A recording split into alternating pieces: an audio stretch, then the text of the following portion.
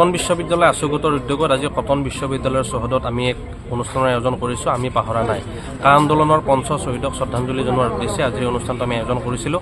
আৰু আজিৰ এই অনুষ্ঠানটোত উপস্থিত আছে কটন বিশ্ববিদ্যালয় ছাত্ৰ সভাৰ প্ৰাক্তন কেইবাজনো বিষয়ববীয়াৰ উপৰি কেইবাজনো প্ৰাক্তন কটনিয়ান। যিহেতু কটন বিশ্ববিদ্যালয়ৰ পৰা কটন পৰিয়ালৰ পৰা কা আন্দোলনৰ এক সূচনা হৈছিল বা ছাত্ৰ সমাজক কটনিয়ে নেতৃত্ব দিছিল।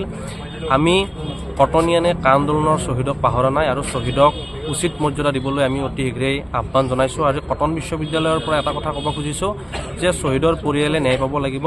কাখন যেতিয়ালৈকে বাতিল নহয় তেতিয়ালৈকে আমি সময়ে সময়ে বিভিন্ন কাৰ্যসূচী অনুষ্ঠিত কৰি যাম। এই ক্ষেত্ৰত মহামান্য উচ্চতম ন্যায়ালয়ৰ যি বৰ্তমান বিচাৰ প্ৰক্ৰিয়া চলি আছে, আমি তেওঁলোকক এই চাগতে এটা কথা ক'ব খুজিছোঁ, তেওঁলোকে যাতে অসমৰ প্ৰতি দৃষ্টি নিক্ষেপ কৰি গোটেই বিষয়টোৰ ওপৰত তেওঁলোকে যাতে মত প্ৰকাশ কৰে। যিহেতু মেঘালয় বা উত্তৰ পূৰ্বাঞ্চলৰ কেইবাখনো ৰাজ্যত কা প্ৰযোজ্য নহয়। অসমৰ মুখ্যমন্ত্ৰী হিমন্ত বিশ্ব শৰ্মা ডাঙৰীয়া বা কেন্দ্ৰীয় মন্ত্ৰী সৰ্বানন্দ সোণোৱাল ডাঙৰীয়াই আচলতে কেন্দ্ৰীয় চৰকাৰৰ ওচৰত ক'ব পাৰিব লাগিছিল যে অসমৰ বাবে কাখন বেয়া।